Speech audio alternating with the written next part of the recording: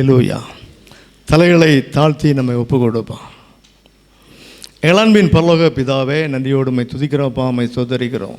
இம்மட்டும் எங்களை நடத்தின எபினேசரே, நன்றியோடு உம்மை துதிக்கிறோம், ஸ்தோத்தரிக்கிறோம். தொடர்ந்து இந்த ஆராதனையை எங்களுக்கு ஆசீர்வதித்தாங்க.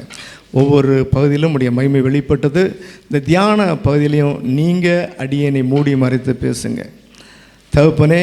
கற்றுக்கொள்ள விரும்புகிறவனுக்கு உள்ள ஒரு ஆர்வத்தையும் அந்த கவனித்தலையும் ஞானத்தையும் நீங்கள் தரும்படியாக நாங்கள் ஜெபிக்கிறோம். ஒரு நிர்விசாரமும் ஆண்டவரே ஸ்தோத்திரம் கர்த்தாவே, கவன சிதறலாம் இல்லாதபடிக்கு எங்களுடைய மனதை திறந்தருளுங்க. ஹல்லேலூயா. நீங்கள் பேசுங்க. கேட்ட வார்த்தைகளை மனதில் ஏற்றுக்கொண்டு சிந்தித்து உணர்ந்து எங்களை திருத்தி கொண்டு அந்த வார்த்தையின்படி நடக்க ஒப்பு கொடுத்து நடந்து அந்த வசனத்துக்குரிய ஆசீர்வாதங்களை நாங்கள் பெற்றுக்கொள்ள எங்கள் எல்லாருக்கும் அனுக்கிரகம் பண்ணுங்கள். இயேசு கிறிஸ்துவின் நாமத்தில் ஜெபிக்கிறோம் ஜீவனுள்ள நல்ல பிதாவே, ஆமென். ஹல்லேலூயா. ஆண்டவருடைய பரிசுத்த நாமத்துக்கு துதியும் கனமும் மகிமையும் உண்டாவதாக. பிரியமானவர்களே, இந்த நாட்களில் நம்ம பார்க்கும் பொழுது ஹல்லேலூயா, வேதத்திலே சொல்லப்பட்ட எல்லா காரியங்களும் அப்படியே நடந்து வருகிறது. ஹல்லேலூயா. எப்படி இஸ்ரவேல் தேசத்துக்கு விரோதமாய் உலக ஜனங்கள் எதிரி நாடுகள் வரும் என்ற வார்த்தையின்படியே சொல்லப்பட்ட அந்தந்த தேசங்கள், வேத எழுதப்பட்ட காலத்திலே உள்ள அந்த எல்கைகள் வேற, இப்போ உள்ள எல்கைகள் வேற. ஆனால் இப்படிப்பட்ட இடத்துல தேசங்கள் ஆண்டுடைய ஜனங்களுக்கு விரோதமாய் வருகிற காரியங்கள், ஹல்லேலூயா ஸ்தோத்திரம். இப்படிப்பட்ட இதே போலத்த ஹல்லேலூயா நாட்களிலே நாம் இருக்கிற அப்படின்னாலே நாம் ஆண்டவன் நமக்கு சொல்லுகிற ஆலோசனையை நம்ம கேட்க நம்ம இன்னும் அதிகமாக நம்ம ஒப்பு கொடுப்போம். கடந்த நாட்களிலே நான் அதை முயற்சி செய்தேன், ஆனால் தொடர்ச்சியாக அதை சொல்ல முடியலை. ஆகவே இந்த நாட்களில் வேதாகம கல்லூரியில் அதே பாடங்களை எடுக்கும் பொழுது ஹல்லேலூயா ஜனங்களுக்கு அதை புரியும்படி எப்படி சொல்ல வேண்டும் என்கிற ஒரு காரியத்தை அங்கு எனக்கு ஆண்டவர் கற்றுக் கொடுத்த அப்படின்னாலே அதன்படி ஹல்லேலூயா எந்த சத்தியத்தை, அந்த கடைசி கால சத்தியத்தை ஹல்லேலூயா குறிப்பாக அதை நம்ம தெரிந்து கொண்டு அறிந்து கொண்டு புரிந்து கொண்டு ஏற்றுக்கொண்டு எப்படி நான் ஆயத்தமாக இருக்க வேண்டும் என்கிற ஜாக்கிரதையா என்கின்ற ஒரு வார்த்தையும் அதில் இருக்குது. அப்படி ஜாக்கிரதையாக நம்ம ஆண்டுடைய வரிக்கு ஆயத்தப்படுகிற ஒரு காரியத்தில் ஹல்லேலூயா இந்த காரியங்கள் நமக்கு ஹல்லேலூயா ஸ்தோத்திரம் நமக்கு தெளிவாக நம்ம புரியணும். முதல்ல தெரிந்து கொள்ளணும், அதுக்கு பிறகு புரியணும், வசன ஆதாரத்தோடு நம்ம பேசணும். இப்படி நிறைய காரியங்கள் இருக்குது. அப்படின்னாலே அதில் இன்றைக்கு இருக்கிற நேரத்தில் அதை கொடுத்ததான ஒரு முழு விதமான ஒரு அவுட்லைன் என்று சொல்லக்கூடிய ஒரு ஹல்லேலூயா சொல்கிற ஒரு பெரிய அளவிலான அந்த காரியத்தை நம்ம பார்த்து தொடர்ந்து குறுகிய அளவிலே அதை முக்கியமாக எப்படி மொத்தத்தில் ஒரு பெரிய பைனாக்குலர் வச்சு பார்க்குறோம், திருப்பி அப்படியே சுருக்கி ஒவ்வொரு பகுதியாக பார்க்குற மாதிரி இதை நம்ம பார்க்கணும். அப்படி ஆண்டவர் நமக்கு உதவி செய்வாராக. ஹல்லேலூயா ஸ்தோத்திரம்.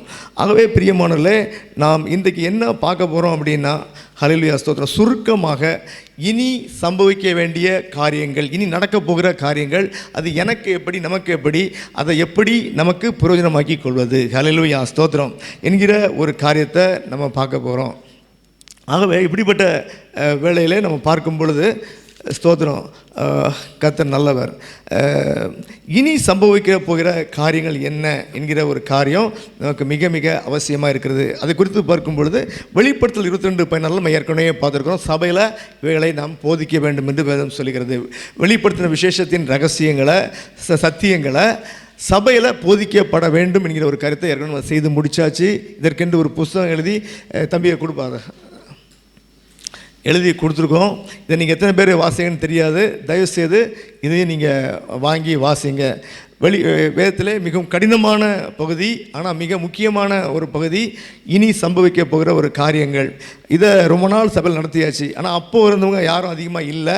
அது மாத்திரமல்ல, இப்போ வருகிற மக்களுக்கு இது புரிகிற மாதிரி சொல்லணும். ஆகவே இந்த ஒரு காரியத்தில் நேரம் நிறைய எடுக்கும். ஆகவே அப்படி இருந்தால் கூட அவங்களாகவே வேதத்தை படித்துக்கொள்கிற மாதிரியான காரியத்தை நம்ம செய்யணும் என்று சொல்லி இப்போ புதிதாக வேறு சபைகளுக்கு போகிற இடத்துல இதுதான் அதிகமாக அவங்களாகவே வெளிப்படுத்தின விசேஷம் படித்துக்கொள்ளும்படியாக அல்லது அந்த சத்தியத்தை அவங்களை அறிந்து கொள்ளும்படியான காரியங்களை எப்படி சுருக்கமாக சொல்லிக் கொடுக்க வேண்டும் என்கிற ஒரு காரியத்தை பைபிள் காலேஜில் எனக்கு இன்னும் அதிகமாக டீச் பண்ணனால அதே காரியத்தை சபையில் இன்றைக்கு நம்ம ஆரம்பிக்கிறோம்.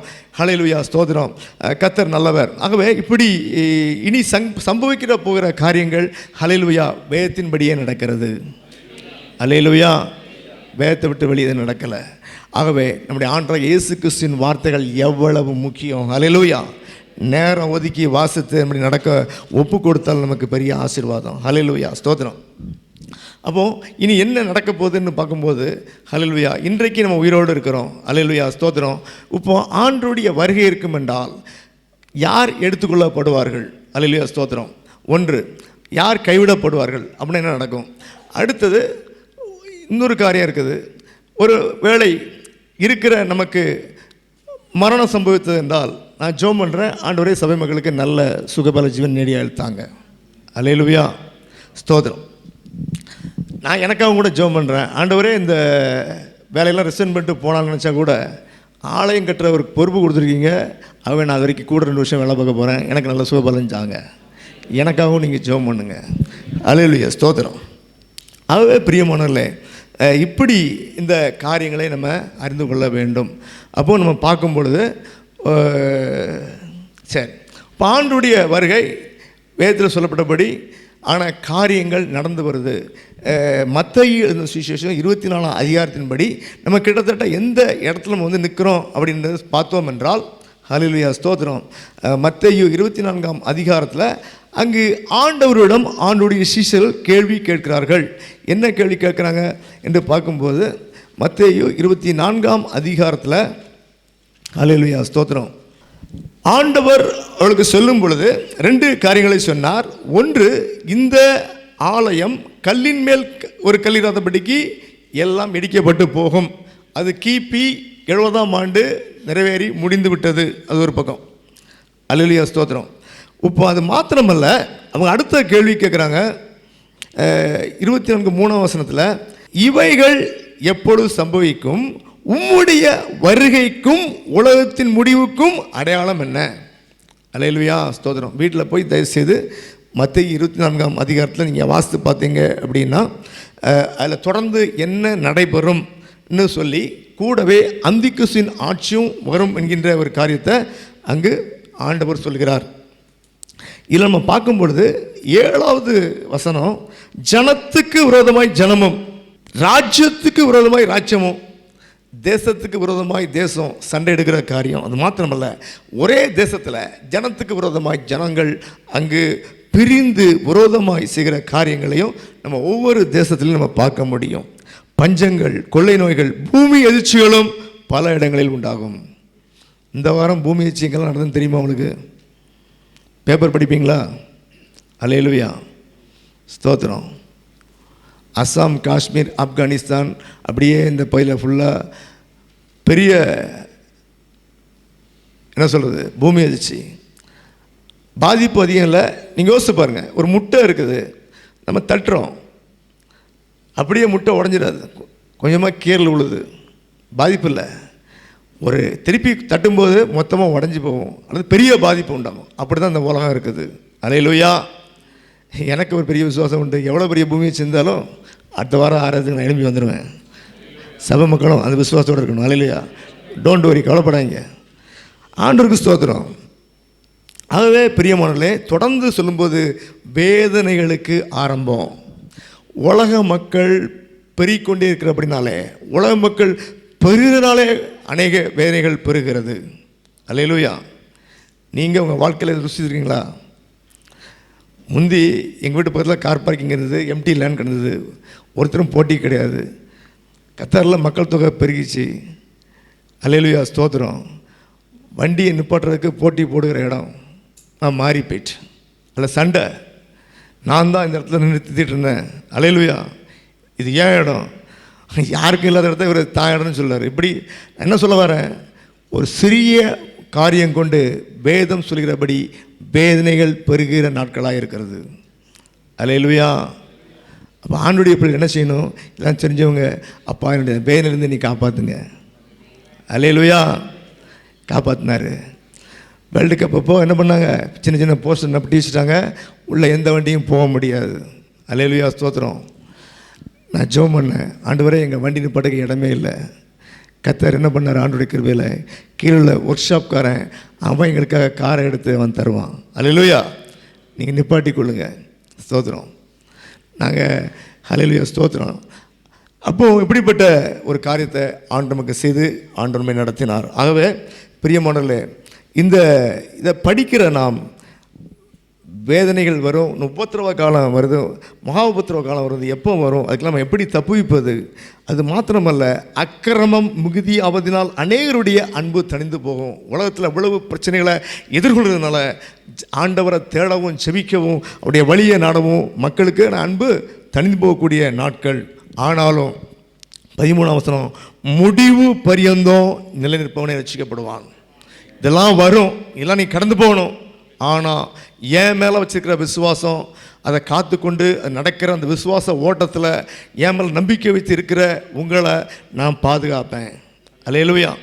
ஆகவே என்ன காரியங்கள் நடக்கும் என்கிற ஒரு காரியத்தை நம்ம பார்த்து கடந்து செல்வோம். ஆகவே பிரியமானவர்களே, 2 காரியம். ஒன்று, அல்லேலூயா, ஒரு மனுஷனுடைய மரணம் வரலாம் அல்லது ஆண்டுடைய வருகை இருக்கலாம். அல்லேலூயா. அப்போ இந்த 2 காரியம் இருக்குது. ஒரு மனுஷன் மரணம் வரும், அதை கவலைப்பட வேண்டாம். ஆண்டுடைய பிள்ளைகள், அந்த ஆண்டுடைய பிள்ளைகள் கிறிஸ்து இயேசுக்குள் காணப்பட்டால், கிறிஸ்து இயேசுவின் வார்த்தையின்படி நடந்தால் அவங்க பாதாள பரதீசுக்கு செல்வாங்க. அல்லேலூயா. நேரம் இல்லை, வசனம் எல்லாம் இருக்குது. வசனத்தோட 100 நாள் சொல்வேன் நான். இப்போ ஒரு அவுட்லைன் மட்டும் தான் கொடுக்குறேன் நான். வசனம் கம்மியாக தான் இருக்கும். சொல்கிற காரியங்களை நீங்கள் கவனிங்க, அப்போ தான் பிற்காலத்தில் நல்லா புரியும்.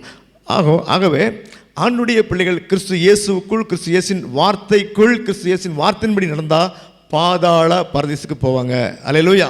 அப்படி இல்லை அப்படின்னா பாதாளத்துக்கு போவாங்க, அங்கு வேதனைப்படுத்துகிற இடம். அல்லேலூயா, ஸ்தோத்திரம். அப்போ இப்படிப்பட்ட ஒரு காரியம் இருக்குது. ஆகவே உலகத்தில் இருக்கிற நாட்களில், உயிரோடு இருக்கிற நாட்களில் கிறிஸ்து இயேசுக்குள், கிறிஸ்து இயேசுவின் வார்த்தைக்குள், கிறிஸ்து இயேசுவின் வார்த்தையின்படி நடந்து நம்ம காத்துக்கொள்வோம். தீமையிலிருந்து, தேவன் விரும்பாத அசுத்தத்திலிருந்து நம்ம விலக்கி காத்துக்கொள்வோம். அல்லேலூயா, ஸ்தோத்திரம். அப்போ இப்படிப்பட்ட ஒரு காரியம் இருக்குது. அடுத்தது, ஆண்டவர் வருவார் என்றால் அது எப்படிப்பட்டதாக இருக்கும் என்கின்ற ஒரு காரியத்தை பார்த்து நம்ம தொடர்ந்து செல்ல போகிறோம். 1 தெசலோனிக்கேயர் 4ஆம் அதிகாரம் 14ஆம் வசனம். அல்லேலூயா. இயேசுவானவர் மரித்து பின்பு எழுந்தார் என்று விசுவாசிக்கிறோமே, அப்படியே இயேசுக்குள் நித்திரை அடைந்தவர்களையும் தேவன் அவரோட கூட கொண்டு வருவார். கர்த்தருடைய வார்த்தையை முன்னிட்டு நாங்கள் உங்களுக்கு சொல்லுகிறதாவது, கர்த்தருடைய வருகை மட்டும் உயிரோடு இருக்கும் நாம் நித்திரை அடைந்தவர்களுக்கு முந்திக் கொள்வதில்லை. ஏனெனில் கர்த்தர் தாமே ஆரவாரத்தோடும் பிரதான தூதனுடைய சத்தத்தோடும் தேவ எக்காலத்தோடும் வானத்திலிருந்து இறங்கி வருவார். அப்பொழுது நல்ல கவனிங்க, அப்பொழுது கிறிஸ்துவுக்குள் மரித்தவர்கள், கிறிஸ்து இயேசுவின் வார்த்தைக்குள் வாழ்ந்து மரித்தவர்கள் முதலாவது எழுந்திருப்பார்கள். அல்லேலூயா. அப்போ இயேசு கிறிஸ்து வருவார், நல்லா கவனிக்க. ஆனால் பூமிக்கு வர மாட்டார், மத்திய ஆகாயத்துக்கு தான் வருவார். எதற்காக வருகிறார்? பரிசுத்தவான்களை எடுத்துக்கொள்ள வருகிறார். தன்னுடைய சொல் கேட்டு நடக்கலை எடுத்துக்கொள்ள வருகிறார். ஏன் இடத்துக்குள்ளே வருகிறார்? இதுக்கு அப்புறம் அந்தி கிறிஸ்துவின் ஆட்சி வரப்போது, அது கொடிய காலமாக இருக்கும். ஆகவே அதுக்கு முன்பாக தம்முடைய பிள்ளைகளை, தம்முடைய அன்பு கூர்ந்து உண்மையாக இருக்கிற பிள்ளைகளை எடுத்துக்கொள்ள வருவார். ஆகவே அப்படி வாழ்ந்து மரித்தவர்கள் முதலாவது உயிரோடு எழுந்திருப்பார்கள். பிற்பாடு என்ன பண்ணுவாங்க? நாமும்னு போட்டிருக்கு. நாமும்னா கிறிஸ்து இயேசுக்குள் வாழ்கிற, கிறிஸ்து இயேசுக்குள் காக்கப்படுகிற நாமும் என்கிற அர்த்தத்தில் அங்கு பவுல் எழுதுகிறாரு. அப்போ ஆகவே கிறிஸ்து இயேசுவின் வார்த்தையின்படி நடக்கிற அவருடைய பிள்ளைகள் அவர்களும் உயிரோடு எடுத்துக்கொள்ளப்படுவார்கள். இந்த சரீரத்தோடு எடுத்துக்கொள்ளப்பட மாட்டார்கள். 1 கொரிந்தியர் 15 படி மறுரூபமாக்கப்பட்டு. அல்லேலூயா. எப்படி? மறுரூபமாக்கப்பட்டு மகிமை அடைந்த சரீரம்னு பேர். அல்லேலூயா. எடுத்துக்கொள்ளப்படுவார்கள். ஏன்னா மாம்சமும் ரத்தமும் நிச்சயத்தை சுதந்திரிக்க முடியாது. இந்த சரீரம் ஒரு நொடிப்பொழுதில், இமைப்பொழுதில் அது மாறிவிடும். இப்படி இருக்கிறதுனால நீங்கள் உங்களை எவ்வளவு பரிசுத்தமும் குற்றமற்றலாகவும் மாசற்றலாகவும் உங்களை காக்க வேண்டும் என்று சொல்லி, ஆண்டுடைய வசனத்தை கொண்டு உங்களை காக்க வேண்டும் என்று சொல்லி உங்களை காத்து கொள்ளுங்கள். அல்லேலூயா. வேதம் தெளிவாக சொல்கிறது, ஜாக்கிரதை, இதை நிறைவேற்றுங்க என்று சொல்லி. அல்லேலூயா, ஸ்தோத்திரம். ஆகவே பிரியமானவர்களே, இப்படி ஆண்டுடைய வருகை இருக்கும் என்று சொல்லப்படுகிறது. ஆகவே நம்முடைய மரணம் அதுக்கு முன்னால் இருந்தால், நம்ம ஆண்டுக்குள்ளே இருந்தால் அதை பற்றி கவலைப்பட வேண்டாம். அல்லேலூயா. ஆகவே கிறிஸ்து இயேசுக்குள் காணப்படும்படி அனுதினமும் நேரம் ஒதுக்கி, அல்லேலூயா, கர்த்தருக்கு பயப்படுகிற பயத்தோடு. எப்போ கர்த்தருக்கு பயப்படுற பயம் வரும்? வேதத்தை ஒழுங்காக வாசித்தா தான் வரும். ஆகவே கண்டிப்பாக அதை நிறைவேற்றி நம்ம அதுக்குள்ளே கொண்டு வந்து நம்ம இப்படி ஆயத்தப்படுத்தி காத்து கொள்ள வேண்டும். அல்லேலூயா, ஸ்தோத்திரம். சரி, இப்போ ஆண்டுடைய வருகை வெளிப்படுத்த விசேஷத்தில் என்ன போடப்பட்டிருக்குன்னா, அப்போ இருக்கிற 7 சபைகள், இந்த 7 சபைகளும் உலகத்தில் உள்ள எல்லா சபைகளுக்கும் உள்ள ஒரு எடுத்துக்காட்டு சபையாக இருக்கிறது. அந்த சபையில் ஆண்டவர் என்ன சொல்கிறாங்க? உன் சபையில் இந்த நிறைவு இருக்குது. சபைன்னா சபை மக்கள், சபை மக்களே உங்கள்கிட்ட இந்த காரியம்லாம் நிறைவாக இருக்குது, நல்லா இருக்குது, நான் பாராட்டுறேன், சந்தோஷப்படுறேன். அல்லேலூயா. ஆனாலும் நீ மனம் திரும்ப வேண்டிய காரியம் உண்டு. அல்லேலூயா. உன்னிட்ட குறை உண்டு. நீ இதை ஜெயம் கொள்ளணும், இதை நீ வெற்றி பெறணும். எப்படி வெற்றி பெறணும்? நான் கொடுக்குற ஆலோசனையை கேட்டு நடந்து நீ வெற்றி பெறணும், ஜெயம் கொள்ள வேண்டும். அல்லேலூயா. வெளிப்படுத்த விசேஷம் முழுவதும் ஜெயம் கொண்ட ஜனங்களுக்கு எழுதப்பட்ட பிரதான காரியங்களை நம்ம பார்க்குறோம். ஜெயம் கொள்கிற பிள்ளைகள், அல்லேலூயா, நம்மை பரலோக ராஜ்யத்துக்கு ஜீவனுள்ள தேவனுக்கு இடத்துல சேராதபடிக்கு, நித்திய ஜீவனை பெறாதபடிக்கு இருக்கிற காரியங்களை ஆண்டவர் ஆலோசனை கொடுக்கும் பொழுது அவனை தூக்கி தூர எறிந்துவிட்டு முழு இதயத்தோடு ஆண்டுடைய வார்த்தைக்கு கீழ்ப்படிந்து அன்பு கூற வேண்டும். அல்லேலூயா. ஆண்டவர் பாராட்டுறாரு, சந்தோஷப்படுறாங்க. அப்பா நீ இப்படிலாம் இருந்த, இப்படி நல்லா இருக்க, இதெல்லாம் செஞ்ச, ரொம்ப சந்தோஷம். ஆனால் குறைகளை நிறைவாக்கு. அல்லேலூயா. ஜாக்கிரதையாய் உன் குறைகளை நிறைவாக்கு, ஜெயங்கொள்ளு, இவர்களுக்கு தான் நான் பரிசு வச்சிருக்கிறேன். அல்லேலூயா. அப்படின்னு சொல்லி 7 சபைகளுக்கும் நிறைவை சொல்லி, குறைவை சொல்லி, ஆலோசனை சொல்லி, அதை நீங்கள் ஜெயம் கொள்ள வேண்டும் என்று சொல்லி கொடுத்து உற்சாகப்படுத்தி, இப்படியாக தம்முடைய ஜனங்களை உற்சாகப்படுத்தி நித்திய ஜீவனுக்கு என்று அவர் ஆயத்தப்படுத்துகிறார். அல்லேலூயா. இங்கே சொல்லிக் கொடுக்குறது காணாது. ஒரு நாட்களில் வசனத்தோடு நிறையா பார்ப்போம், கொஞ்சம் கொஞ்சமாக போவோம். அல்லேலூயா. இன்றைக்கி ஒரு அவுட்லைன் நல்லா கவனிங்க. ஆகவே இப்படிப்பட்ட நிலைமையில் ஆண்டவருடைய வருகை இருக்குமென்றால், அல்லேலூயா, ஆண்டுடைய ஜனங்கள், கிறிஸ்து இயேசுக்குள் காணப்பட்டவர்கள், கிறிஸ்து இயேசுவின் வார்த்தைக்குள் காணப்பட்டவர்கள் மறுரூபமாக்கப்பட்டு எடுத்துக்கொள்ளப்படுவார்கள். நித்திய காலமாய் அவர்கள் ஆண்டவரோடு இருப்பாங்க. அல்லேலூயா. அப்போ என்ன நடக்குது? பூமியில் கைவிடப்பட்ட ஜனங்கள் பூமியில் இருப்பாங்க. அல்லேலூயா. கைவிடப்பட்ட ஜனங்கள். ஆண்டுடைய வருகை திருடனை போல இருக்கும் என்று சொல்லப்பட்டிருக்கிறது. அல்லேலூயா. அவர் யார்ட்டையும் சொல்லிட்டு வர மாட்டார். ஆண்டு பூமியில் இருந்த நாட்கள் அவருக்கே தெரியாது. பிதாவானவர் மறைச்சு வச்சிருந்தார். உப்பும் அப்படி இல்லை, பிதாவானவருக்கு இயேசு கிறிஸ்துவுக்கு தெரியும். அல்லேலூயா. ஏன்னா கேள்வி கேட்டாங்க, ஆண்டவர் இயேசு கிறிஸ்து பொய் சொல்லக்கூடாது, பொய் சொல்ல முடியாது. எனவே பிதாவானவர் இயேசு கிறிஸ்துவுக்கே மறைத்து வைத்திருந்தார். அல்லேலூயா. அந்த காலம்லாம் மாறி போச்சு, நம்ம ரெடியாக இருக்கணும், அதான் முக்கியமான காரியம். அல்லேலூயா, ஸ்தோத்திரம். ஆகவே பிரியமானவர்களே, இந்த 3 சபைகளுக்கு ஆண்டவர் ஆலோசனை கொடுத்த பிற்பாடு ஆண்டுடைய வருகை இருக்கும். அல்லேலூயா. ஏனென்றால் அதுக்கு அப்புறம் உள்ள காரியங்களுக்கு பார்க்கும்போது, முதல் 3 அதிகாரத்தை தவிர பார்க்கும்பொழுது எப்படி பூமியில் என்ன நடக்கும் என்கிற ஒரு காரியம் 4ஆம் அதிகாரம் முதல் 18ஆம் அதிகாரம் வரைக்கும் பூமியில் என்ன நடக்கும் என்று எழுதப்பட்டிருக்கிறது. இயேசு கிறிஸ்து வந்து தம்முடைய ஜனமாகிய பரிசுத்தவான்களை எடுத்துக்கொண்ட பிற்பாடு, தன்னோடு கூட அவளை எடுத்துக்கொள்ளப்பட்ட பிற்பாடு என்ன நடக்கும்? அப்போ இந்த எடுத்துக்கொள்ளப்பட்ட ஜனங்கள் எங்கே போவாங்க என்றால், அங்கே 3ஆம் வானத்தில் இருக்கிற மத்திய பரதேசுக்கு போவார்கள். எங்கே போங்க? எல்லாத்துக்கும் வசனம் வச்சுருக்கிறேன், நேரெல்லாம் பார்க்க தொடர்ந்து பார்ப்போம், தெரிஞ்சுக்கொள்ளுங்க. அப்போ எடுத்துக்கொள்ளப்பட்ட ஜனங்கள் 3ஆம் வானத்தில் இருக்கிற பரதேசுக்கு எடுத்துக்கொள்ளப்படுவார்கள். பரதேசில் போய் தான் இருக்கணும். அல்லேலூயா, ஸ்தோத்திரம். அங்கே ஏற்கனவே மோசே இருக்கிறாரு, எலியா இருக்கிறாரு. அல்லேலூயா, ஸ்தோத்திரம். ஆகவே இப்படிப்பட்ட ஒரு காரியம் இருக்கிற அப்படின்னாலே இது ஒரு பக்கம் இருக்குது. அப்போ எடுத்துக்கொள்ளப்பட்ட ஜனங்கள் எங்கே இருக்காங்க? பரதேசில் இருக்காங்க. ஸ்தோத்திரம். அப்போ கைவிடப்பட்ட ஜனங்கள் இல்லை, ஆண்டவரை பற்றி தெரிஞ்சவங்க தெரியாங்க, 2 கூட்டம் இருக்கும். அப்போ ஆண்டவரை பற்றி தெரிஞ்ச கூட்டத்துக்கு எப்படி ஒரு பயம் வரும்? ஐயோ, ஆண்டுடைய வருகை இருக்கும், நீங்கள் ஆயத்தமாக இருக்குன்னு சொல்லுங்கன்னு சொன்னாங்களா? எவ்வளோ சொன்னாங்களே, கேட்கலையே, கைவிடப்பட்டவன் என்று சொல்லி மனம் வருந்தி அழுவார்கள். அல்லேலூயா. ஏனென்றால் இந்த உலகத்தில் அந்தி கிறிஸ்துவின் ஆட்சி ஆரம்பித்து விடும். அல்லேலூயா. ஆண்டுடைய ஜனங்கள் எடுத்துக்கொள்ளப்பட்ட பிற்பாடு பரிசுத்த ஆவியானவர் எடுத்துக்கொள்ளப்படுவார். பரிசுத்த ஆவியானவர் தான் இப்பொழுது சாத்தான் பூமியில் வந்து ஆட்சி செய்யாதபடிக்கு அவர் தடுத்து கொண்டிருக்கிறார். 2 தெசலோனிக்கர் 2ஆம் அதிகாரத்தில் நம்ம சொல்ல போகிற எல்லாத்துக்கும் வசனாதாரம் இருக்குது, நம்ம பார்ப்போம். இப்போ மேலே அவுட்லைன் மட்டும் தெரிஞ்சுக்கிங்க. கர்த்தர் நல்லவர். அல்லேலூயா. ஏன்னா உங்களுக்கு புரியணும், நீங்கள் வீட்டில் போய் படித்தா உங்களுக்கு புரியணும். அல்லேலூயா, ஸ்தோத்திரம்.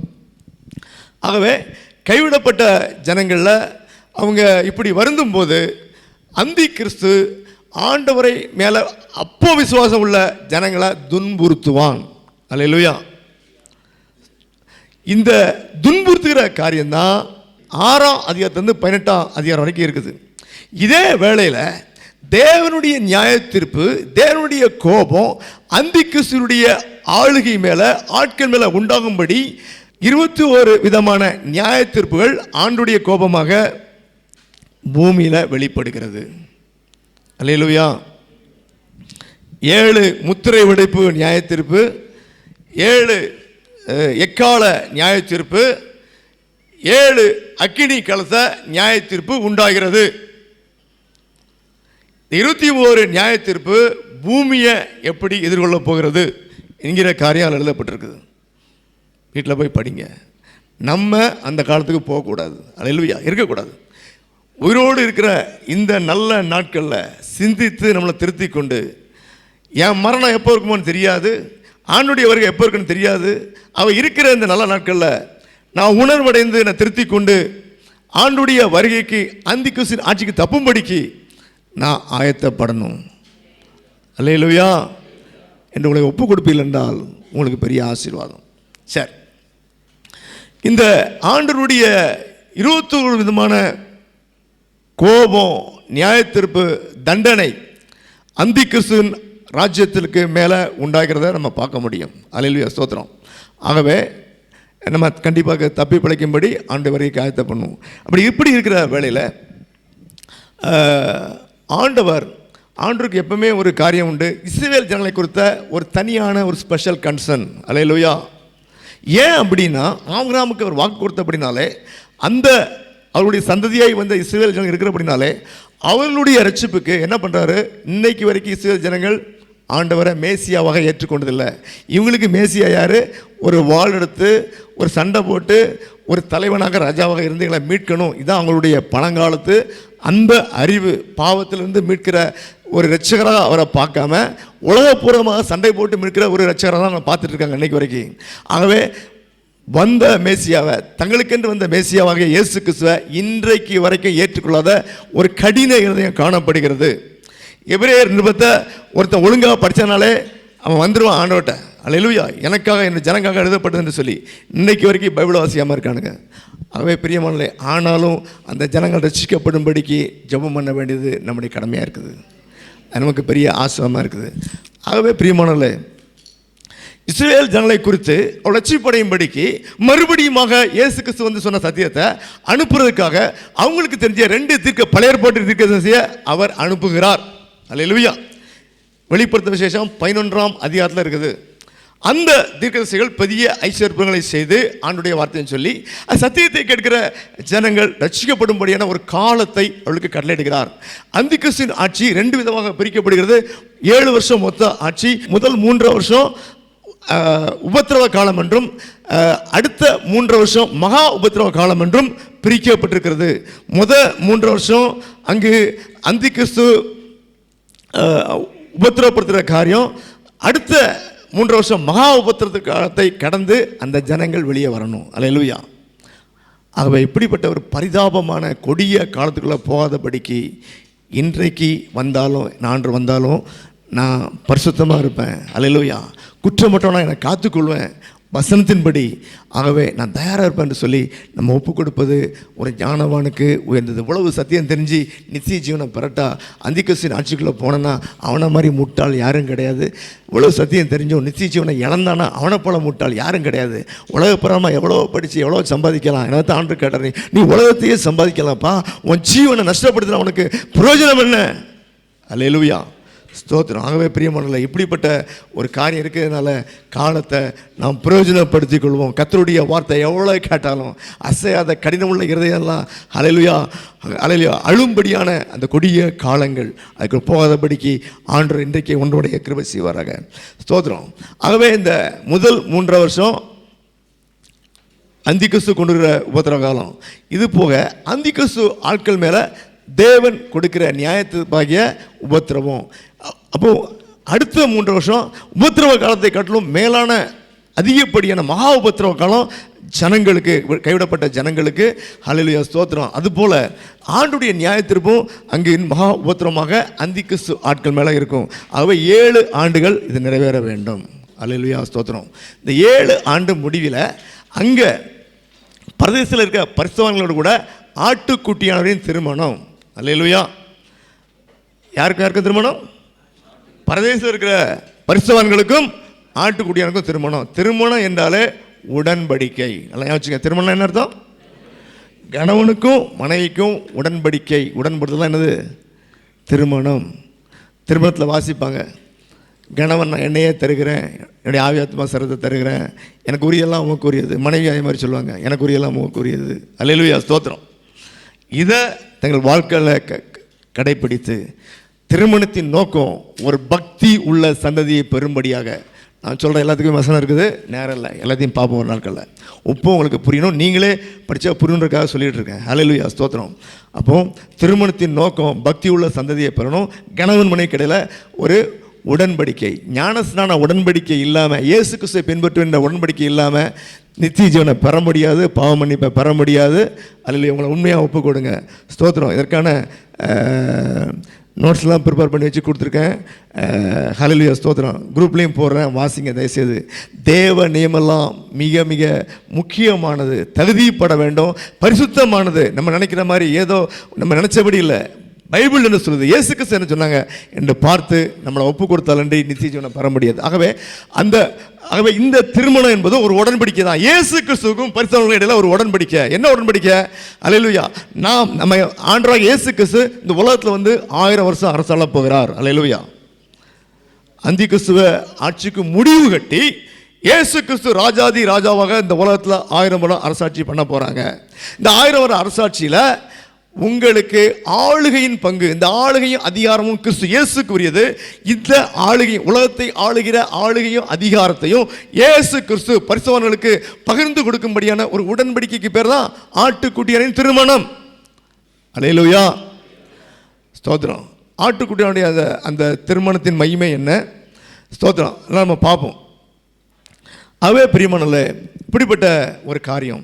ஆகவே இந்த அந்தி கிறிஸ்து ஆட்சி முதல் பகுதி உபத்திரவ காலம் 3 வருஷம். அப்போ இரத்த சாட்சியாக மறிச்சாதான் பரலோகத்துக்கு போக முடியும். இதை உணர்ந்து செத்தாலும் பரவாயில்ல, சாரி, நம்ம இரத்த சாட்சியாக மறித்தாலும் பரவாயில்ல, நித்திய ஜீவனை பெற வேண்டும் என்று சொல்லி தங்களை காத்துக்கொள்கிற அந்த ஜனங்கள். அதே போல் உபத்திரவ காலத்தில் இரத்த சாட்சியாக மறித்த அப்படிப்பட்ட பரிசுத்தவான்கள்.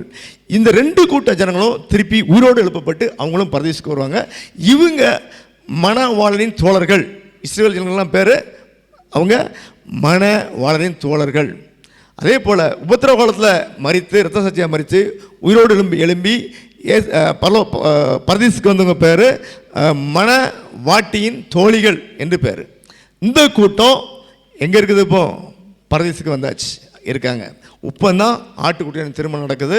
அங்கு ஆண்டவர் உடன்படிக்கை செய்கிறார். என்னுடைய ஜனங்களே வாங்க, எனக்காக பூமியில் இருந்த நாட்களில் நான் சொன்னபடி கேட்டு நடந்து அன்பு கூர்ந்தீங்க. நான் உங்களுக்காக ரத்த சிந்தனதை நீங்கள் விசுவாசித்து ஏற்றுக்கொண்டீங்க, உங்களை திருத்தி கொண்டீங்க.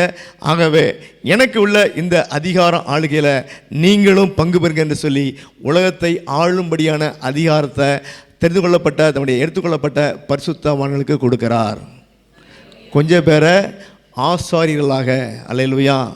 ஆசாரியனா யார்? உள்ள பாஸ்டர்னு சொல்லலாம், ஆராதனை நடத்தணும்னு சொல்லலாம், அந்த எருசலேமில் உள்ள ஆலயத்தில் ஊழியச்சொல்லுன்னு சொல்லலாம். அதுக்குன்னு தனி குவாலிஃபிகேஷன் இருக்குது. அது என்னென்னு பார்ப்போம். இது போக மற்றவர்களுக்கு உலக ஆளுகை. அல்லேலூயா. இப்போ இருக்கிற ராஜாக்களும் சரி, பிரதம மந்திரியும் சரி, கலெக்டரும் சரி, அல்லேலூயா, டிஸ்ட்ரிக்ட் கலெக்டரும் சரி, எல்லாம் ஆணுடைய பிள்ளைகள் உலகத்தை ஆளுவாங்க. அல்லேலூயா, ஸ்தோத்திரம். அப்போ அப்படிப்பட்ட நாட்கள் வருது.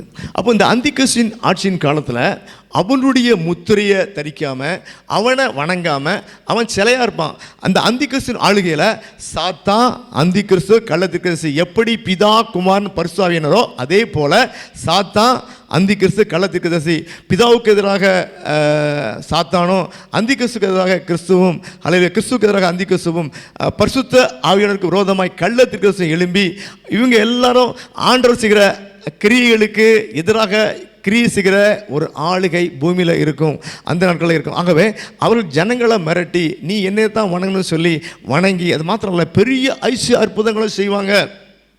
அல்லேலூயா, ஸ்தோத்திரம். வானத்திலிருந்து அப்படியே தீயை இறக்குவாங்க. அல்லேலூயா, ஸ்தோத்திரம். அப்போ இதெல்லாம் பார்த்தும் அவங்கள விட்டுட்டு ஜீவனுள்ள தேவனை ஆராதிக்கிற ஜனங்கள் மட்டும்தான் நித்தியத்துக்கு தெரிந்து கொள்ளப்படுவார்கள். அல்லேலூயா. அந்த வந்த 2 தீர்க்கதரிசிகள் கூட கொல்லப்படுவார்கள். அல்லேலூயா, ஸ்தோத்திரம். அது ஏன் அப்படி ஆண்டவர் ஒப்பு கொடுத்தாரு அதெல்லாம் பார்ப்போம்.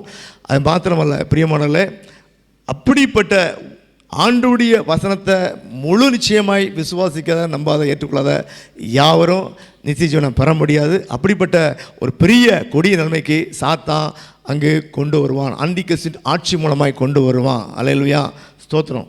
அப்போது இப்படிப்பட்ட நாட்களை கடந்து தான் நம்ம கடந்து வரணும். அவனுடைய முத்திரையை தரிக்கிற ஒரு காரியம் இப்படிப்பட்ட, அல்லேலூயா, ஸ்தோத்திரம், பூமியில் ஒருத்தரும் விற்கவும் கொள்ளாத காரியம். நீங்கள் நல்லா பாருங்கள். இன்றைக்கு நான் மறுபடியும் முக்கியமாக சொல்கிறேன், அல்லேலூயா, ஸ்தோத்திரம், அந்திகிறிஸ்து என்னெல்லாம் செய்வான்னு வேதத்தில் எழுதப்பட்டிருக்கிறதோ அதெல்லாம் செய்யும்படிக்கு இந்த உலகம் டெக்னாலஜி வைஸ் அது ரெடியாக இருக்குது.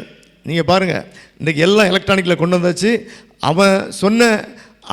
அவனுடைய முத்திரையை தரித்து அவனுக்கு கொடுக்குற ஏதோ ஒரு பார்கோட வச்சிங்களேன், ஒரு எக்ஸாம்பிளுக்கு. அப்படின்னா நீங்கள் விற்கவும் கொள்ளவும் முடியும், இல்லாட்டா விற்கவும் கொள்ளவும் முடியாது.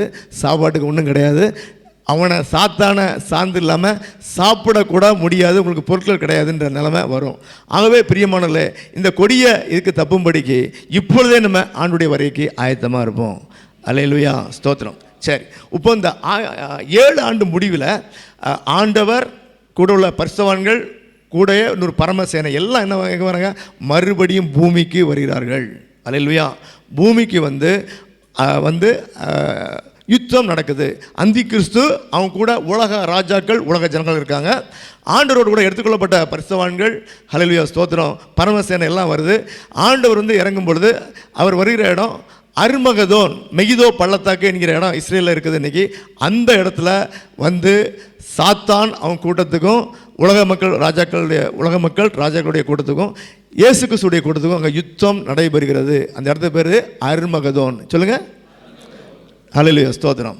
இன்னொரு யுத்தம் வருது, அதுக்கு எந்த இடத்துலன்னு சொல்கிறேன் நான், அதையும் ஞாபகம் வச்சுங்க. அப்போது இந்த அர்மகதோன் யுத்தத்தில் சாத்தானுடைய 7 வருட முடிவில் இந்த யுத்தம் அர்மகதோனில் நடக்குது. அங்கு என்ன நடக்குது அப்படின்னா, சாத்தான் பிடிக்கப்பட்டு பாதாளத்தில் அடைக்கப்படுவான். அல்லேலூயா, அந்தி கிறிஸ்துவும் கள்ளத்திற்கரசியும் அவனை வணங்கின யாவரும் பிடிக்கப்பட்டு எங்கே போடப்படுவாங்க, அக்கினியும் கந்தமரிகிற கடலில் தள்ளப்படுவார்கள். அப்போ இருக்கவங்க, சரியா, ஸ்தோத்திரம். அப்போ பூமியில் இருக்கிற மற்ற ஜனங்கள் இருக்கிறாங்க. இருள் மத்தியில் இயேசு கிறிஸ்து ராஜாவாக இருந்து எருசலேமிலே ராஜாவாக இருந்து 1000 வருடம் பூமியிலே அரசாழ்வார். இயேசு கிறிஸ்து ஆளும் பொழுது எப்படி இந்த பூமி இருக்கும், பூமியின் மகிமை எப்படி இருக்கும், இது எல்லாத்தையும் நம்ம பார்க்க போகிறோம். எப்படின்னா, ஆதாமுக்கும் ஏவாளுக்கும் கொடுக்கப்பட்ட உலகத்தில் அவங்க தான் உலகத்துக்கு ராஜா ராணி. அவங்க சொன்னபடி எல்லாம் கேட்கும். அல்லேலூயா. அங்கே என்ன பண்ணும், அங்கே புலி கூட புல்லை தின்னும், அப்படி தான் ஒரிஜினலாக இருந்தது. என்றைக்கு சாத்தங்கையில் வந்ததோ எல்லாம் மாறி போச்சு. ஆகவே 1000 வருட அரசாட்சியில் மறுபடியும் அங்கே சிங்கம் புல்லை தின்னும், ஓனாயும் ஆட்டுக்குட்டியும் சேர்ந்து மேயும். ஒரு பையன் என்ன பண்ணுவான், சிங்கம் கூட விளையாடுவான். இன்னும் நிறையா மகிமை இருக்குது. ஏன்னா இயேசு கிறிஸ்து ஆளுகை செய்ததுனால பூமி கத்தரை அறிகிறதுனால நிரம்பி இருக்கும். அல்லேலூயா, ஸ்தோத்திரம். பழைய ஏற்பாட்டு காலத்தில் சாத்தானுக்கு வந்ததுக்கு முன்னால் இருந்த மகிமையெல்லாம் திரும்பி வந்துடும். ஆண்டுக்கு ஸ்தோத்திரம். இப்படி இருக்கும் பொழுது 1000 வருட அரசாட்சி முடிவில் சாத்தான் கட்டவிழ்த்து விடப்படுவான். பாதாளத்திலிருந்து அவன் கட்டவிழ்த்து விடப்படும் பொழுது ஒரு பெரிய ஆச்சரியம். இந்த சாத்தான் அவன் கூட அப்போ இருக்கிற ஜனங்களில் கோகு மாகோகு என்ற கூட்டத்தில் கூட்டுட்டு, இப்போ இருக்கிற இஸ்ரேலுக்கு எதிராக இருக்கிற எல்லா ஜனம் தான் அந்த கோகு மாகோகு, வேறு ஒன்றும் பெரிய விஷயம் இல்லை. ரஷ்யாவில் பெரிய பங்கு இப்பவும் வகிக்குது, அப்பவும் வகிக்கும். ஆகவே பிரியமானவர்களே, எப்படி வேத்து சொல்லப்பட்ட காரியம் எல்லாம் அப்படியே நடக்குது. நமக்கு தெரிய வேண்டியது, ஆண்டவரை பார்த்து அவருடைய ராஜ்யத்தை பார்த்து அவருடைய மகிமையை பார்த்தாலும் எப்படி ஆண்டவரை விட்டு பின்வாங்கினாங்க. அல்லேலூயா, ஸ்தோத்திரம். ஆண்டவரே ஆட்சி செய்தாலும் ஒரு நிர்விசாரமோ சாங்கபோகமோ தெய்வத்தை குறித்த ஒரு உணர்வு, எத்தனை முறை சத்தியத்தை கேட்டாலும் உணர்ந்து தங்களை திருத்தங்கள் உள்ள ஜனங்கள் அப்பவும் இருக்காங்க. அல்லேலூயா. அப்படிப்பட்ட குறிப்பாக என்னுடைய சில காரியங்கள் இருக்குது, நான் சொல்கிறேன். நான் உங்களுக்கு அந்த ரகசியங்களை ஆண்டு உணர்த்த சொல்கிறேன். நம்ம பார்ப்போம், வசனத்தோடு பார்ப்போம். கர்த்தர் நல்லவர். ஆகவே பிரியமானவர்களே, இவர்கள் ஏன் ஆண்டவரை விட்டுட்டு ஆண்டுக்கு எதிராக திரும்பினார்கள் என்கிற ஒரு காரியம் ரொம்ப ரொம்ப முக்கியமான காரியம். இருதய கடினமோ நிர்விசாரமோ, ஹல்லேலூயா, என்று ஆண்டுடைய சத்தியத்தை கேட்டாலும் அதை குறித்து தங்களை திருத்தி கொள்ளாத, சிந்திக்காத, திருத்தாத, தங்களை மாற்றிக்கொள்ளாத, தாழ்த்தாத அழிவு எல்லாரும் நித்திய அக்கனிக்குள்ளாக போகிற காரியத்தில் அங்கே நம்ம பார்க்க முடியும். நம்ம அப்படி இல்லாதபடிக்கு இந்த நல்ல நாட்கள் நம்மளை திருத்தி கொண்டு 1000 வருட அரசாட்சியில் நம்ம உலகத்தை ஆளணும். அது மாத்திரமல்ல, ஹல்லேலூயா. அப்போது இந்த 1000 வருட அரசாட்சியில் மறுபடியும் யுத்தம் வருது. அதுக்கு பேர் கோகு மாகோக யுத்தம். ஹல்லேலூயா. என்ன யுத்தம்? பழைய யுத்தம் பேர் என்னது? ஆறுமுகதன் யுத்தம். இது கோகமாக யுத்தம். இது 1000 வருட அரசாட்சிக்கு பிற்பாடு. அப்போ இந்த யுத்தத்தில் சாத்தான் அந்த யுத்தம் நடக்காது. என்ன நடக்கும்னா, வானத்திலிருந்து அக்கினி இறங்கி சாத்தானையும் அவன் கூட இந்த கோகுமாக கூட அழித்து போடும். அல்லேலூயா, ஸ்தோத்திரம். சாத்தான் பிடிக்கப்பட்டு அக்னிகளில் எப்போ தள்ளப்படுவான்? அப்போ இப்படிப்பட்ட அந்த ஜனங்களும் அக்னிகளில் தள்ளப்படுவாங்க. சரி, இது முடிஞ்சது. இதுக்கு அப்புறம் தான் நியாய தீர்ப்பு இருக்கிறது. வெள்ளை சிங்காசன உலகத்தில் எல்லா மக்களையும், இது வரைக்கும் பிறந்த எல்லா மக்களையும், சிறியோர் முதல் பெரியவர் எல்லாரையும் ஆண்டவர் எழுப்பி வெள்ளை சிங்காசன தீர்ப்புக்கு அங்கு கொண்டு வருகிறார். அல்லேலூயா. Very simple. நம்முடைய சிந்தனைகள், பேச்சுக்கள், கிரியைகள் நியாயந்திருக்கப்படும். 3 புஸ்தகம் திறக்கப்படும். ஞாபக புஸ்தகம் எல்லாம் பார்ப்போம். நம்ம ஏற்கனவே பார்த்துருக்குறோம். அப்போ எல்லாம் வசனத்தோடு பார்ப்போம். ஆகவே பிரியமானவர்களே, நம்முடைய சிந்தனைகள் நியாயந்திருக்கப்படும், நம்முடைய பேச்சுக்கள் நியாயந்திருக்கப்படும், நம்முடைய கிரியைகள் நியாயந்திருக்கப்படும். அல்லேலூயா, ஸ்தோத்திரம். நியாயந்திருக்கப்பட்டு யார் யார் ஆண்டவர் சொன்னபடி நடந்தாங்களோ அவங்க நித்திய ஜீவனை பெறும்படியாகவும், யார் யார் கீழ்ப்படியிலையோ நித்திய அக்கினிக்கு போகும்படியாகவும் பிரித்தெடுக்கப்படுகிறார். நியாய தீர்ப்பு உண்டு. அல்லேலூயா. சரி, இப்போ ஆண்டுடைய வார்த்தைப்படி நடந்து நித்திய ஜீவனுக்குள்ள பிரவேசிக்குள்ள என்னென்ன மகிமை இருக்குது, என்னென்ன மேன்மை இருக்குது, அங்கே எப்படி புதிய எருசலேம் இருக்குது, புதிய எருசலேமுடைய மகிமை எப்படி இருக்குது, அந்த அங்கே உள்ள ஆறு எப்படி இருக்குது, எப்படி பழைய ஏற்பாட்டு காலத்தில் ஆதாமும் ஏவாளும் பிசாசுக்கு கீழ்ப்படிந்து ஹல்லேலூயா அந்த என்ன ஜீவ கனி, அதாவது ஸ்தோத்திரம், ஜீவ விருட்சத்தின் கனியை சாப்பிட முடியாமல் போனதோ, நமக்கு அங்கே ஜீவ விருட்சத்தின் கனியை வச்சு அதன் இலைய பழங்களை சாப்பிட வச்சு நம்ம எல்லாம் நித்திய ஜீவனோடு நித்திய நாட்களாக இருக்கும்படியான நித்திய வாழ்வு அங்கே உண்டு. அங்கே சூரியனும் கிடையாது, சந்திரனும் கிடையாது. கிறிஸ்து இயேசுவே நமக்கு வெளிச்சமாக இருப்பார். அங்கே அழுகை கிடையாது, கண்ணீர் கிடையாது, வேதனை கிடையாது. நித்திய சந்தோஷம். அல்லேலூயா. என் பிள்ளைகளே, நான் சொன்னபடி நடந்து எனக்கு பிரியமாக வாழ்ந்தீங்களே, உங்களை திருத்தி கொண்டீங்களே, என்னுடைய எச்சரிப்பை கேட்டு நீங்கள் என் கூட இப்போ இளைப்பாருங்க. நீங்கள் உலகத்தில் என்னென்ன கஷ்டப்பட்டீங்களா, ஒரு கஷ்டமும் இருக்காது. கிறிஸ்து இயேசுவே வெளிச்சமாக இருப்பார். அல்லேலூயா, ஸ்தோத்திரம். அப்படிப்பட்ட ஒரு வாழ்க்கை இருக்குது. இல்லைன்னா நித்திய அக்கினி இருக்குது. அல்லேலூயா. வேதம் தெளிவாக சொல்லுகிறது, நம்முடைய ஆண்டவர் நமக்கு கற்பித்து ஆன்சரையும் சொல்லிக் கொடுக்குற ஆண்டவர். அல்லேலூயா. ஆண்டவர் பரிசு வச்சார்னா ஆன்சரையும் சொல்லிக் கொடுக்குறப்பா, இதான் நன்மை உனக்கு. அல்லேலூயா. இவ்வளோ தூரம் சொல்லி கொடுத்தோம், இருதய கடினமும் அதில் முரட்டாட்டமும் உள்ள ஜனமாக இல்லாதபடிக்கு நம்மளை திருத்திக் கொள்வோம்.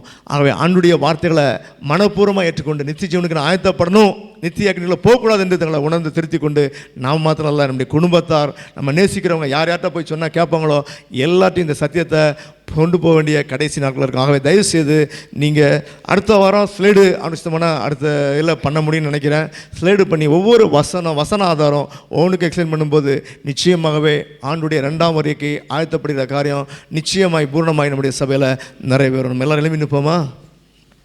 ஹல்லேலூயா. ஸ்தோத்திரம் ஆண்டவரே, நன்றியோடு உம்மை துதிக்கிறோம் அப்பா, உம்மை ஸ்தோத்தரிக்கிறோம். நித்திய ஜீவனுக்கு பேரெழுதப்பட்ட எவனும் பரிசுத்தவான் என்று சொன்னபடி உம்முடைய சத்தியமாகிய வசனம் ஆண்டவரே அதே பரிசுத்தமாக இருக்கிறது, எங்களை பரிசுத்தப்படுத்துகிறது, அசுத்தங்களை நீக்குகிறது. நன்றியோடு உம்மை துதிக்கிறோம், ஸ்தோத்தரிக்கிறோம். தகப்பனே, நாங்கள் உலகத்துக்கு ஒத்த வேஷம் தரிக்காமல் ஹல்லேலூயா உம்முடைய வார்த்தை ஏற்றுக்கொள்ளாத இருதய கடினம் இல்லாதபடிக்கு எங்களை தாழ்த்தி உம்முடைய வசனத்தை ஏற்றுக்கொள்கிற தாழ்மையை தரும்படியாக ஜெபிக்கிறோம்.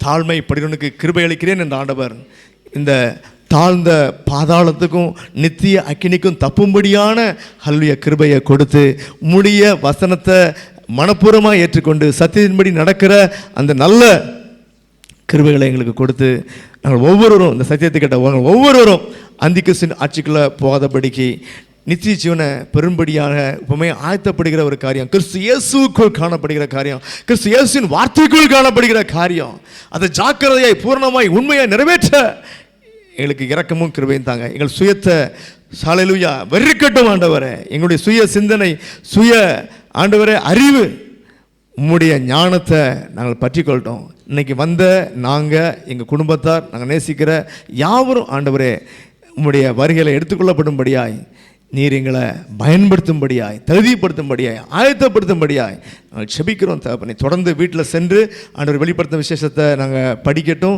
அப்பா, நாங்கள் புரிந்து கொள்ளட்டும், அநேருக்கு சொல்லட்டும். உம்முடைய கட்டளை, உம்முடைய விருப்பம் சபையிலே இவர்கள் போதிக்கப்பட வேண்டும் என்று இருக்கிற அப்படின்னாலே ஆண்டவரை எடுக்கிற அந்த முயற்சிகளை நீங்கள் ஆஸ்வதிங்க. உலகம் எங்கும் உள்ள சபைகளுக்கு இந்த செய்தி போவதற்கு எங்களையும் எங்கள் சபையை நீங்கள் பிரயோஜனப்படுத்துங்க. உம்முடைய சித்தம் மாத்திரம் நிறைவேற்றுவதாக ஜீவனை கொடுத்து எங்களை மீட்டுக்கொண்ட அந்த அன்பிற்காக ஸ்தோத்திரம். எங்களை தாழ்த்தி ஒப்பு கொடுக்குறோம். ஹல்லேலூயா, ஸ்தோத்திரம். நீர் பாராட்டின பெரிய கிருபைகளுக்காக ஸ்தோத்திரம். நாங்கள் எவ்வளவு பாக்கியவான்கள்! இந்த வசனத்தை வாசிக்கிறவர்கள், கேட்கிறவர்கள், இதன்படி செய்கிறவர்கள் யாவரும் பாக்கியவான்கள் என்றபடி நாங்கள் பாக்கியவான்களாக எங்களை தெரிந்து கொண்டபடினாலே நன்றியோடு துதிக்கிறோம், ஸ்தோத்திரிக்கிறோம். சித்தம் மாத்திரம் நாங்கள் இந்த செய்வனை பெரும்படியாய் நீங்கள் எங்களுக்கு இணக்கம் செய்யுங்க. எங்களை தாழ்த்தி ஒப்பு கொடுத்து உங்களுடைய வார்த்தையை கீழ்ப்படியட்டும். இயேசு கிறிஸ்துவின் நாமத்தில் ஜெபிக்கிறோம் ஜீவனுள்ள நல்ல பிதாவே. அல்லேலூயா, ஸ்தோத்திரம். என் ஆத்துமாவே கர்த்தரை ஸ்தோத்திரி, என் முழு உள்ளமையுடைய பரிசுத்த நாமத்தை ஸ்தோத்திரி. என் ஆத்துமாவே கர்த்தரை ஸ்தோத்திரி, கர்த்தர் செய்த செல்வங்களை மறவாதே. ஆமேன், ஆமேன். அறிவிப்பு: இந்த அடிப்படை உபதேசம் இல்லாதவங்க தயவுசெய்து டீ குடிக்கிற இடத்துல வாங்கிக்கொள்ளுங்க, கேட்டு வாங்கிக்கொள்ளுங்க. வெளிப்படுத்தும் விசேஷம் புக்கும் இருக்குது. வெளிப்படுத்தும் விசேஷம் புக்கு ஒரு 10 ரியால் பிரிண்டிங் சார்ஜஸ் மட்டும் உண்டு. இந்த புக்கு இலவசம். இதை வாங்குங்க, பிரயோஜனப்படுத்திக் கொள்ளுங்க. கர்த்தர் உங்களை ஆசீர்வதிப்பாராக. அல்லேலூயா. ஆசீர்வாதம். நம்முடைய பிதாவாகிய தேவனுடைய அன்பும் அவருடைய குமாரனாகிய இயேசு கிறிஸ்துவின் கிருபையும் பரிசுத்த ஆவியானவரின் அந்யோன்ய ஐக்கியமும் ஹல்லேலூயா நம் மனிதரோடு கூட எப்படி ஆகிலும் நான் கிறிஸ்து இயேசுக்குள் காணப்படணும், கிறிஸ்து இயேசுக்குள் வார்த்தைக்குள்ளாக காணப்படணும், அன்படி நடக்கணும், நான் நித்திய ஜீவனை பெறணும், வரிகள் எடுத்துக்கொள்ளப்படணும் என்று சொல்லி அந்தி கிறிஸ்துவின் ஆட்சிக்கு தப்பிக்கணும், அந்த கொடிய காலத்தில் நான் இருக்கக்கூடாது என்று சொல்லி சத்தியத்தை கேட்டு உணர்ந்து தங்களை திருத்தி கொண்ட ஒவ்வொரு பிள்ளையோடு கூட, வாஞ்சிக்கிற பிள்ளையோடு கூட இப்பொழுதும் எப்பொழுதும் சகாலமாக இருப்பதாக. ஆமேன், ஆமேன். அல்லேலூயா.